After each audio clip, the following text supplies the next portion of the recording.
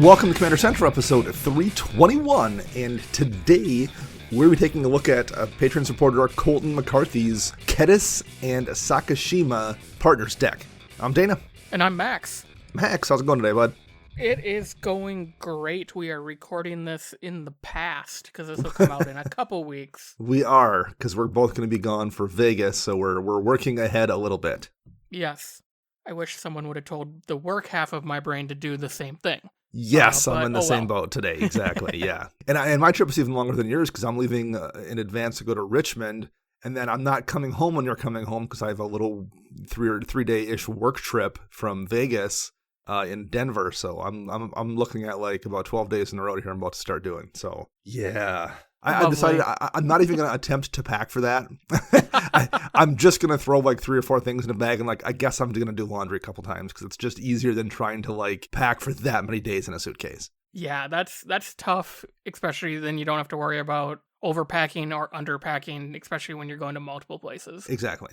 Right. Because I don't know, like, obviously Vegas is going to be crazy hot, but I'm not really sure what Richmond's going to be like, and I don't know what Denver's going to be like, so I'm like, I'm not even I'm just going to throw in a few things, 1 pair of pants, a couple shirts, and if I need to, wear things multiple times, I'm just going to have to do some laundry, and that is what it is. So that's actually kind of a load off. It's a little bit easier to pack when you're like not having to worry about, do I have 14 pairs of socks or stuff like I'm just not going to even attempt it. So anyway, I'm excited for this though. Looking forward to playing at a Magic event for the first time in a long time. Yes, it will be interesting because it has been quite a while. Yeah, literal years in this case. Yeah. So, yeah, should be a good time. Although we have been to Vegas in the interim playing with friends, but this will be the first trip to Vegas, I guess, for an event as well. So. And we had that gathering down in Chicago. So we did, yep, exactly. A few things, but we've been slowly easing our way back into this, so. We're jumping from 32 to 1500. So exactly. Yeah. Yeah. In Vegas has been sold out already. We're like 2 weeks out, and then that Magic or Command Fest is sold out. I'm guessing they're going to open up more seats or do something, but clearly interest is there. So good deal. Yeah. All right. Well, let's jump into taking a look at Colton's deck here. A couple questions Max always asks. And the first is, what is the meta? And Colton says, the meta is very flexible, as I'll play everything from jank in the CCO Discord to average good games in this Slack to CEDH and everything else in between at his LGS stores. I tend to play this deck at mid power level, or if I play against players I haven't played against, because I can play lower power level and ramp up to mid with the deck if I need to. I also ask, what is the goal of the deck? And Colton says the deck is a clone Voltron deck. It's about making my main commander Kediss as strong as possible, then making as many clones of him as possible, either with Sakashima or tricky stuff like mutating on top of him with non-legendary creatures, then clone that stack. And then use damage doublers to get more effectiveness out of the Kediss ability. And we ask, what are the areas and weaknesses to focus on? The biggest weakness is if I can't run Kediss, it kind of falls apart once it's down to 1 versus 1. Kediss also isn't as effective anymore. And as this deck tries to take out opponents once in one big combat swing, it doesn't work once you're trying to it doesn't work nearly as well once you're trying to 1v1 somebody. The budget, no OG duels, but as this is his favorite deck and one that is foiled out, cards just have price tags, and he understands that. And then Colton included a little bit of history on this deck. It was the first list cataloged on EDHREC for this pair. Very cool. It has taken multiple versions. It was always based around Kediss. The first version ran threat effects to steal opponents' commanders to get the triggers. Version 2 was kind of like your Kediss and Crom deck, all about instant speed buffs. And the third version is this current version we're about to go over. So, first things first, let's quick, for those that don't know, we'll read Kediss and Sakashima here. Kediss is 1 and a red elemental lizard 1/1. Whenever a commander you control deals combat damage to an opponent, it deals that much damage to each other opponent. And it has partner with Sakashima, who is 3 and blue for a 3/1 human rogue. You may have Sakashima enter the battlefield as a copy of another creature you control, except it has Sakashima of 1,000 Faces other abilities, and the legend rule doesn't apply to permanents you control. So this is actually, I think quite clever. At first, I was looking at it, I'm like, oh, it's a variant of the Kediss and Crom deck I run, but it really isn't, because in that deck, I'm trying to stack up a bunch of things on one turn, usually on Crom, and then Kediss spreading that damage around. In this case, you're not necessarily trying to stack that much stuff up. It's just you have a bunch of Kedisses, so when you spread around 5 damage and do it 5 times, it's kind of a similar effect, but it's going about it a much different way. Overall, I think this is actually super clever. This is probably the most interesting kind of win condition or theme for deck I've seen in quite some time. I'm a big fan at a high level of something like this, and I like the implementation for sure. Yeah, I can personally say I've played against this deck. He's 100% correct. He can play low power, mid power. It can even probably kick up a little higher than that. This deck does a lot of damage in very interesting ways. Very cool. Okay, Max, first thing first, let's look at the lands. What do we have here? There are 32 lands, 34 if you count some MDFCs that are elsewhere in the list. So the lands are Academy Ruins, Access Tunnel. This one for 3 mana. You can tap, and target creature with power 3 or less can't be blocked this turn. Taps for colorless. We have Command Tower, Frostboil Snarl, 8 islands, an Izzet Boilerworks, 7 mountains, Opal Palace, making Kediss just a little bigger every turn. We have the River Glide Pathway, which is the red-blue pathway, Rogue's Passage, Scalding Tarn, Shivan Reef, Sokinzan, Crucible of Defiance. This is the channel land from Neon Dynasty for 3 and a red. You can discard it, and you can either create 2 1/1 colorless spirit creature tokens. They gain haste until end of turn, and this ability, of course, costs 1 less to activate for each legendary creature you control. So he's making tokens every now and then. Yeah. Steam Vents, Storm Carved Coast, Temple of Epiphany, Training Center, Tyrate Sanctum. This taps for colorless. You can pay 2 and tap to make target legendary creature becomes a god in addition to its other types, and you put a +1/+1 counter on it. And then for 4 and tap, you can sacrifice the Sanctum to put an indestructible counter on target god. Cool way to protect a Kediss on the board. And then finally, Witch's Clinic, taps for colorless, and for 2 and tap, target commander gains lifelink until end of turn. Okay, that's a lot of lands. Well, actually it isn't, because with MDFC it's only 34, but it's a relatively lean deck, so that seems not crazy. I'm not sure I would want to run it, but I mean, I've seen CEDH decks with a lot less, and at least average CMC-wise, this is leaning more into that territory. So that's not unreasonable, I don't think. Okay, Max, what do you think for lands here? What are your thoughts? I think this is pretty much what I would run. My only personal choices would be, instead of the pathway, run something like Sulphur Falls, just another dual land that always comes in and makes 2 colors. I've just found, well, since the pathways have been out since, last year? Wow. Yeah. More oftentimes than not, I've hosed myself and played the wrong side because that's what I needed now versus what am I going to need later. And yeah, internet's going to tell me, well, there's a Boilerworks, you can bounce it and play the other side, and yeah, that's cute, but this isn't a landfall deck, so that's not going to happen very often. I just prefer lands that make me 2 colors every time, and this isn't that terribly fast of a deck, so like keeping stuff like the Temple of Epiphany in here, or the Izzet Boilerworks, it's not going to be that big of a tempo hit, in my opinion. Yeah. I also don't love the pathways. I don't dislike them necessarily, and I think they're a creative way to create a dual land, but they also don't necessarily feel that good to me. And I've had enough times where I've regretted which side I chose as well. And, if you, I would say agree with you. If you have a dual land option that you could afford to run in that slot, Sulphur Falls jumps out. I think Cascade Bluffs is still relatively affordable. Things like that, I would definitely run over the MDFC lands for sure, because they're always going to do the things you want them to do versus maybe getting burned once in a while. Yeah, Cascade Bluffs is super cheap right now because it was just in one of the new Capenna commander decks. Okay, I thought it was like $6-ish, but I've learned to not rely on what is told to me by my current deck builder app, as apparently that is sometimes way incorrect. So because you haven't updated the deck in 6 months, so it was cheap back then. Yeah, but yes, I'm looking at it now. It is pretty affordable. So yeah. I agree. I would prefer to go with something like that versus the MDFC lands, even if I do like them in theory. In practice, I found they're not. I mean, I guess they're better than a basic if you need some fixing, but if you can, if you can pick up a Sulphur Falls or a Bluffs or something, I would definitely go that route. My only final suggestion would be, I like Command Beacon in my partner decks. Mm-hmm. Granted, these both are relatively low for casting cost 2 and 4, but Kediss is going to start adding up the more times you have to cast it from the command zone, so having a way to put that in your hand and just cast it for the 2 mana again probably is going to be worthwhile if you get into that slobber knocker that goes 15, 16 turns. Yeah, I tend to agree. I actually don't necessarily love Command Beacon. I've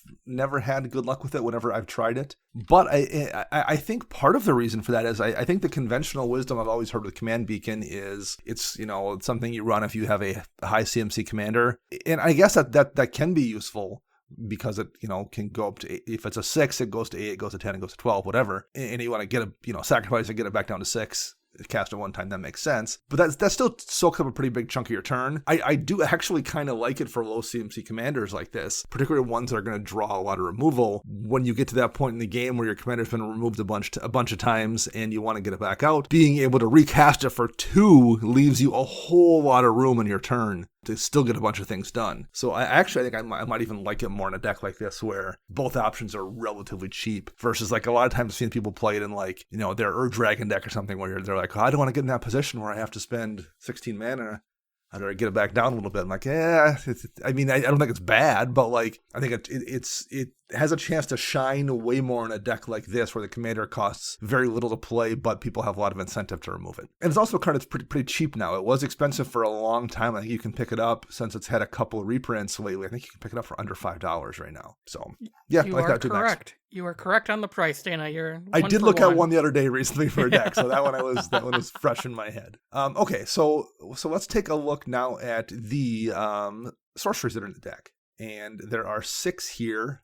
Artful Dodge, which is a 1 mana with flashback for 1 mana as well, single blue. Target creature is unblockable this turn, so it's just a way to poke through damage with the creature you're swinging with. Blasphemous Act, super efficient board wipe. Insult to Injury is 2 in a red. Damage can be prevented this turn, and if a source you control will deal damage this turn, it deals double that damage instead. And it has Aftermath, deals 2 damage to target creature and 2 damage to target player. I think the big thing he's probably using it for here is the damage doubling ability, although the injury half to basically be able to take something out isn't terrible either. I've definitely used both halves before. Jessica's Will, ridiculous draw/ramp spell. Quasi-duplicate. 1 in the blue, create a token as a copy of a creature you control. It has Jumpstart, so you can cast it again. So you're probably making, copies of Kediss here, and because of Sakashima, they won't be destroyed. Last but not least, Vandal Blast, just a 1-sided artifact board wipe, or you can use it to single target out an artifact. Not a lot here. Actually, the one card that kind of jumped out at me that I thought I would mention is a brand new one from Baldur's Gate, and it wouldn't surprise me if it was on his short list. It just hasn't been added to the deck yet, and that would be Arenicus's Vile Duplication. It's just a sorcery spell for 4 mana that lets you make a token that's a copy of a creature you control, and the legendary rule doesn't apply. So it's just another way to make a token copy of Kediss and not have to worry about whether or not Sakashima's out to turn that legendary rule off. I am so happy you were the one to find this card, because I thought I remembered seeing something that said the legendary, talks about the legend rule. Yep. I thought I remembered seeing it, and I scrolled through that entire set and must have overlooked this one 3 times. So thank you for grabbing this. You bet. And this, one of the reasons it was super kind of fresh in my head was because I'm planning on putting it in at least 2 decks. So in Dragons, and definitely, and probably Kediss and Crom, and probably my Talrand deck as well. And now Vela. Yeah, maybe. Yeah, there's a couple places I've been thinking about it, so it's a really useful spell. So it was, yes, fresh in my head for that reason. Nice.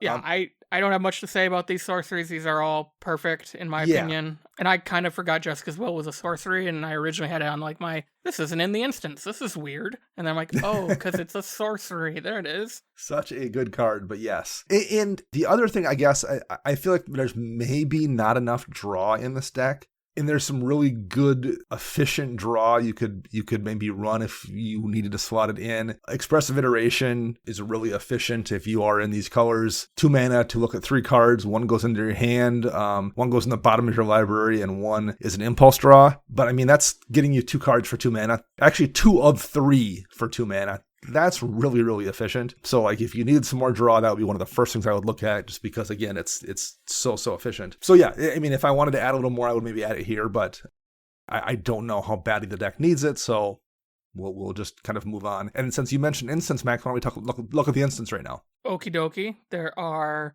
9 instants, starting with Arcane Denial, Chaos Warp, Cyclonic Rift, Deflecting Swat, and Fierce Guardianship. Well, that's a 1-2 punch if I didn't say so. Yep. We have Fumble. So this was from Battle Bond. It was probably printed somewhere else. For 1 and a blue, you return target creature to its owner's hand. Gain control of all auras and equipment that were attached to it, then attach it to another creature. That's cool. Yeah. Overblaze. This is 3 and a red for an arcane spell. And then each time target permanent that would deal damage to a creature or player this turn, it deals double that damage to that creature or player instead. Oh, that's cute. I don't like that in this deck. You just haven't had it drawn against you, I take it. No, yeah. And maybe I did, and it hurt so bad I forgot. Then we have a Valakut Awakening, one of the other MDFC cards. 2 and a red, put any number of cards from your hand on the bottom of your library, then draw that mini +1. And it enters as a tapped red source. And then the last but not least is Veil of Secrecy. It's 1 and a blue. Target creature is unblockable and can't be the target of spells or abilities this turn. And you can splice onto Arcane by returning a blue creature you control to its owner's hand. Cool. All right, so anything here jump out at you, Max? Personally, I don't think there's enough counter magic in this deck. I remember playing in a game with this deck and like, okay, who has what left? And knowing that he said, yeah, I only run like 2 counter spells hurt me a little, but I understand it's not everybody's playstyle. But when your deck is kind of focused like this, you want to make sure you have a clone target available and stuff like that. I would probably run 1, if not 2 more. I could totally see that for sure, yeah. And I don't think you need anything super strong like, Mana Drain or Pact of Negation or Force of Will. I think Daze would do awesome. Or not Daze, Delay. Delay would do awesome in this deck. Because you just want to stop the big stuff. Yeah. So for those don't remember, Delay is 1 and a blue. Counter target spell. If the spell is countered this way, exile it with 3 time counters on it instead of putting it on into the graveyard. If it doesn't have suspend, it gains suspend, and then in 3 turns they get to recast that spell that now has no target or something. Yeah, similarly, I would say an offer you can't refuse is one I would look at here as well. Single mana, counter target non-creature spell, and its controller creates 2 treasure tokens. For single mana, again, it's a great way to defend all of your stuff for just 1 blue. So that's one, like, I agree with you. I think I would want 1 or 2 more counters, and those are the ones I would look at actually, would be Delay and an offer you can't refuse for sure. And yeah, I mean, if you want to, you can go with your ones that are a little more expensive and give you a little more gas, whether it's like the Cryptic Commands of the world or like you mentioned, the Mana Drains or Force of Wills or whatever. But I don't think those are really necessary. I think you would do just fine with an offer you can't refuse or a Delay, something along those lines. Thank you for bringing up Cryptic Command. I know I had it in the notes. I actually think Cryptic Command would be great in this deck for not a counter spell. Yes. Because of it tapping down all opponents' creatures. So you don't have to swing out at just one player. You could swing out at the table because nobody has blockers once you amass an army of Kedisses. And you don't have to choose. You can do the thing where you're like, oh, someone's trying to stop me. I'm going to stop them from stopping me, and I'm going to tap down the creature so I can poke through. Like those things are both very useful simultaneously in this deck for sure. Yeah, I mean, I know it's triple blue, but... Yeah, 2 color decks though, you can handle that. Chris would be really angry if I don't bring this card up. Yes. No, I don't love playing trip colors on something, but like the fact that it's 2 color deck makes it way easier to get away with that. I love how we both say something similar just like that. Like, we don't like playing trip pips in 2 color decks, but how many decks do we both run True Conviction in? Right. And, Yeah. The one I'm curious about, because I've never had good luck with it, is Fumble. Because it always has seemed to me when I ran it in my Talran deck for a while, and every time I would come against a creature that had stuff I wanted to steal, it always had hexproof or a shroud. Because that's how Voltron decks tend to work. If people are playing Voltron, they definitely don't want you to interact with that commander that they've spent a bunch of mana suiting up. So they almost always tend to be wearing greaves or have Swiftfoot boots on them, or just natural hexproof, whatever. So at least I struggled when I ran Fumble to find very many targets that were worth taking, because you need to target the thing in the first place, and very often things that have stuff worth taking is protected in a way that you can't get to it with Fumble. But that could just be my experience. I'm open to the fact that it works really, really well. Because I would imagine if you are in a situation where people don't have a lot of protection, whether it's in your meta or, maybe I just had bad luck, that is a great spell for 2 mana. You're getting rid of a creature. You're getting rid of basically all of the mana they invested in putting auras and equipment on it. and then you're using that for your own benefit. I mean, when it works, it's a great piece of value. I just struggled to ever make it work. Yeah, I think you bring up a lot of great points, and I'd be interested to hear what Colton has to say about that. And I'll just mention these 3 cards. I would guess they were probably in his previous iteration in the deck, and they're a little bit different than Overblaze. Overblaze doubles the damage that's dealt, so like your non-combat Kedisses deal double damage. Fatal Frenzy, Rush of Blood, and Unleash Fury all double a creature's power in one way or the other, and that doesn't necessarily help you if you're just looking to spread around Kediss damage. That said, you need to deal damage in the first place, so like something has to punch through and deal damage, and I think those are still all really 3 very, very useful spells to double up how much is being dealt, particularly because that kind of thing stacks with Double Strike really well. So I just want to throw them out there, but I'm going to guess they were in the previous version of the deck and they just have gotten pulled because they don't work quite as well with the with Kediss as does Overblaze. Gotcha. Artifacts, there are 22 in this deck. Ramp in Arcane Signet, the recently reprinted Basilisk Collar, Commander's Plate that gives your commander protection from all colors that aren't in their color identity. Conqueror's Flail, that's just a way to prevent people from interacting with you on your turn. Embercleave, instant flash equipment that can give your creature double strike and trample. Grafted Exoskeleton is a way to give your creature +2/+2 and infect. A Hammer of Nazan buffs a creature and it gives a creature indestructible.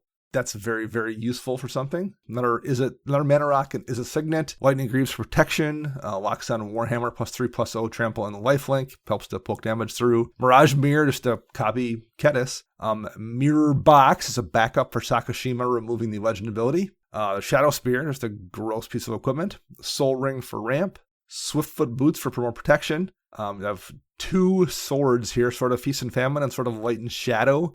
Feast and Famine untaps your lands when you deal damage and forces a discard from your opponent. Light and Shadow gains you some life and returns a creature card from a graveyard to your hand. Sword of the Animus is just a land ramp, but a little bit of a buff on there. Talisman of Creativity and a Thought Vessel are both ramp. Trailblazer's Boots is equipment that lets you poke through, since it has non-basic land walk, and pretty much every deck has non-basics. And last is a Whispersill Cloak, unblockable and Shroud, so both a way to poke through damage and protect your stuff. Max, what do you think of the artifact suite? Anything you like or dislike here? This area of the deck brought back a lot of memories. Sure. And none of them were good.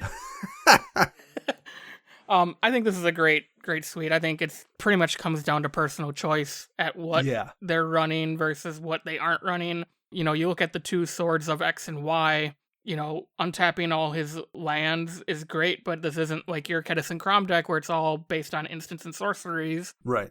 So, I mean, that's just generating value, which it's nice for your second main phase. Sure. Maybe putting in like Fire and Ice, because that actually draws you cards and then deals damage to the people who were, based on the amount of cards in their hand. Is that the red-blue one? Yeah. Or even you running the new green-white one because you could blink a clone that you want to make into something else, So I think it's more personal preference. Things that could be fun in this deck is Blade of Selves, since a lot of things in this don't care about the legend rule. And it did just get a reprint, so the price is probably going to be much more affordable by the time this show airs. Right, yeah, so the price should be below $10. So that would be a cool include. What about you, Dana? So the one that there's 2 kind of pieces of equipment that jumped out at me. Blackblade Reforged just gives your creature +7/+7, at least most of the time. It just makes it way easier to push that damage through. It's just such an efficient way to buff up one of your creatures. And I would guess this is a similar situation to the Fatal Frenzy, Rush of Blood, Unleash Fury thing, where you're a little bit less concerned about doubling up power of a creature. But if you are, Inquisitor's Flail is a super cheap way to have a creature deal double combat damage. And again, that stacks with double strike. It's not double strike, it just deals the double damage. So like, you only want so many double strike effects in this kind of deck, number one, because it's not doing that kind of thing necessarily, but those don't stack. Whatever you have with the double strike, if you have like three things that get double strike, it doesn't do any different. It doesn't make any difference. If you have 3 things that double your damage, that doubles it and doubles it and doubles it. So if that's something you're going for, take a look at Inquisitor's Flail. It's dirt cheap too. It's like, 20 cents, 30 cents, something in there. And it's just one more way to get that kind of double damage effect. Other than that, I mean, you've got, it's the ramp you would expect to see, a few pieces of equipment that help you both poke through damage and maybe gain you a little bit of life to keep you alive. That all is what I would kind of expect to see here. I guess the one thing I would say, Shadow Spear is a disgustingly good card in theory. In practice, I never found it to be that necessarily effective. Equipped creature gets +1/+1 and has trample and lifelink, and the permanents your opponents control lose hexproof and indestructible till end of turn if you activate it.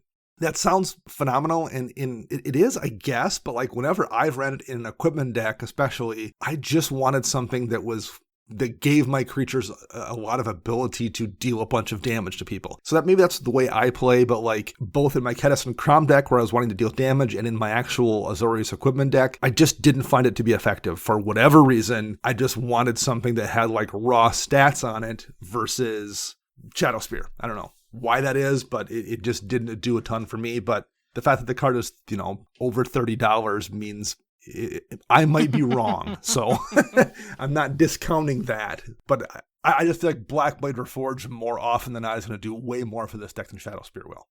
Just throwing that out there, if I was going to put Black Blade in, that's what I would pull. But I totally acknowledge that might just be me having weird bad luck or it just not playing correctly based on the way I build decks and the way I play. So could be me. Before we move on, I have one final suggestion that for the artifacts that could be pretty cool in this deck. Sure. It's Winged Boots.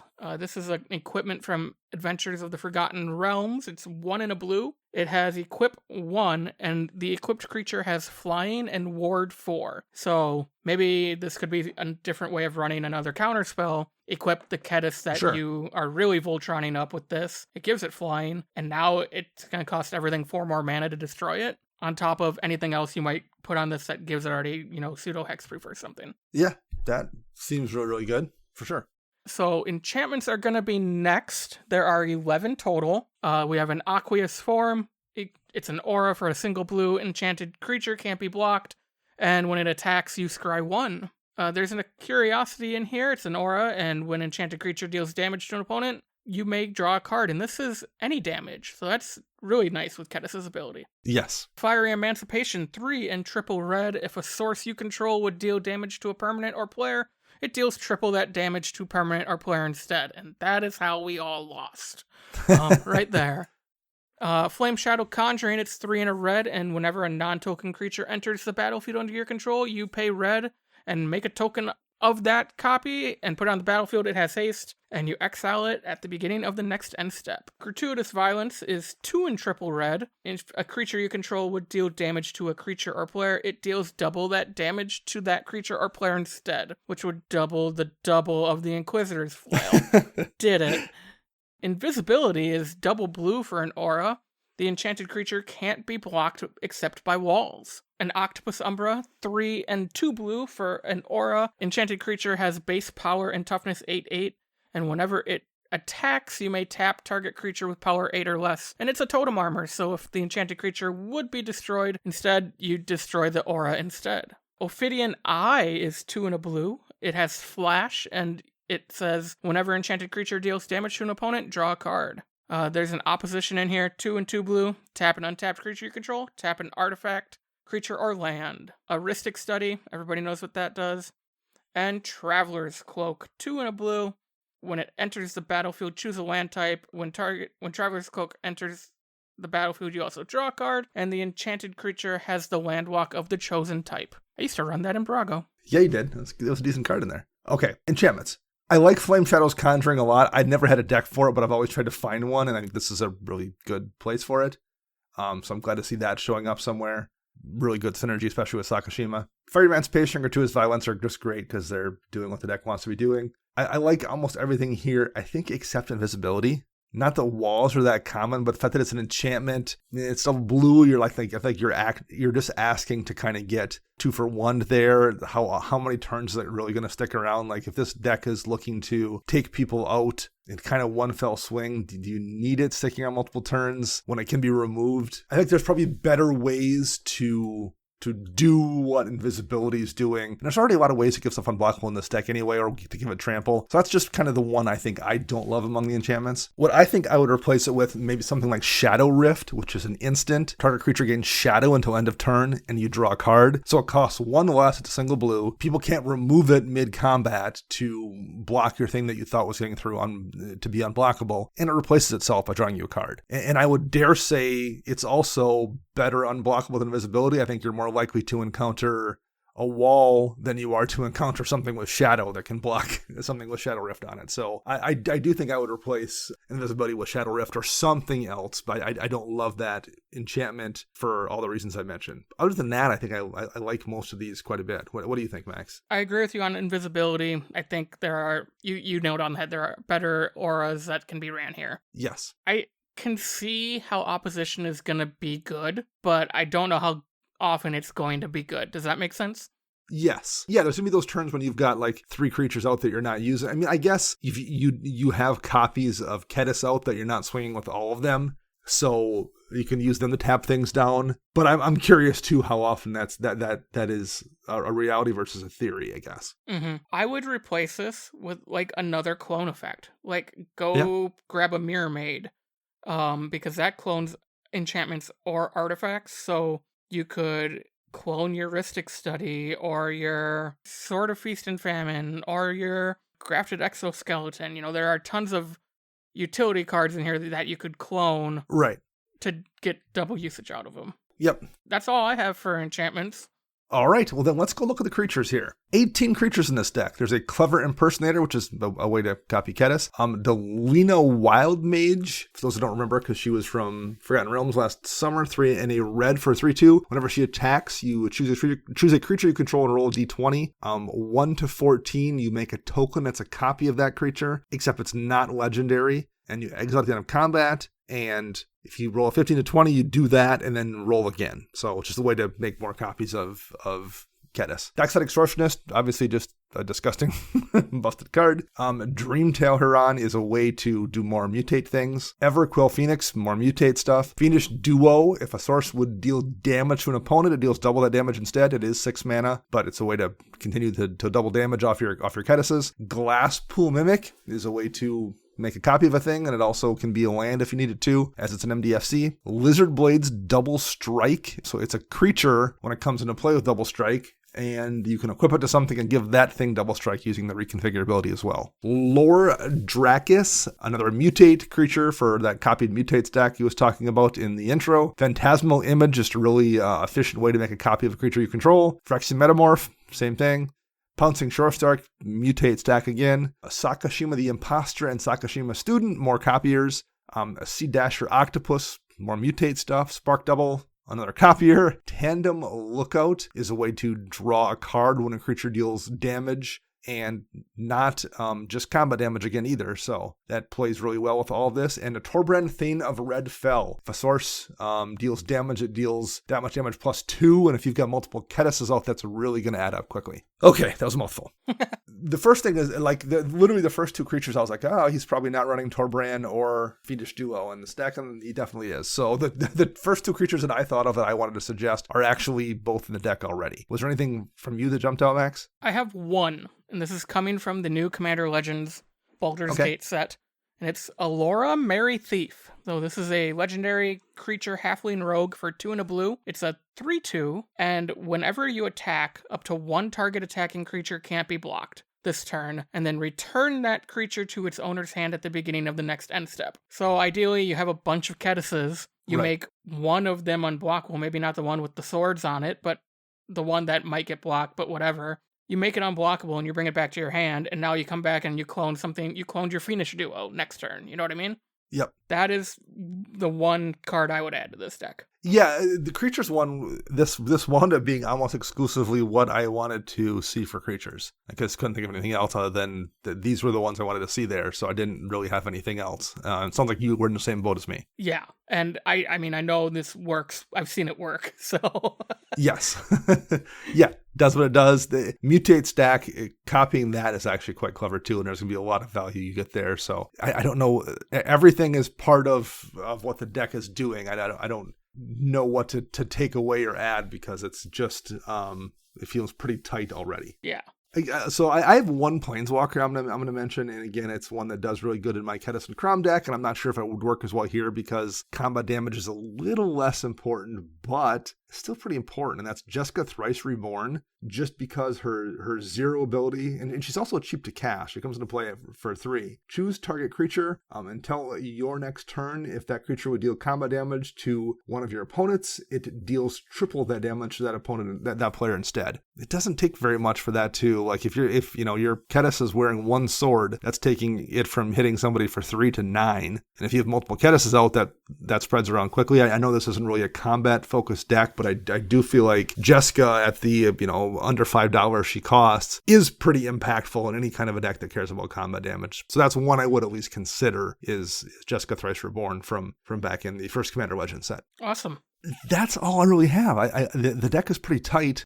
And like we said, it's pretty clever too. Which is also kind of a problem once you're looking at a deck that's so singular and looks kind of like nothing else out there. You also tended to wind up in a situation where there's only so many really good suggestions for it too. Just kind of like, to take I'll use my Crush deck for an example. There's only so many fling effects out there, right? There's only so many things that interact with fling. So there's not that many things one could really suggest for that particular deck versus, say my Anax deck that's just a bunch of creatures hitting people in the face. There's a lot more options there. This feels way more like the Crush deck where there's just so many things that interact with fling versus the Anax deck. And I mean, there's definitely more clone effects you could add, more counter spells, more draw, but there's also not 30 extra slots in the deck. So like something has to give, and I don't know what would give. So I just want to say one more time, super cool deck. I love when people think of things like this and find ways to make them work. Fantastic use of that commander and Sakashima. Yeah, I totally agree.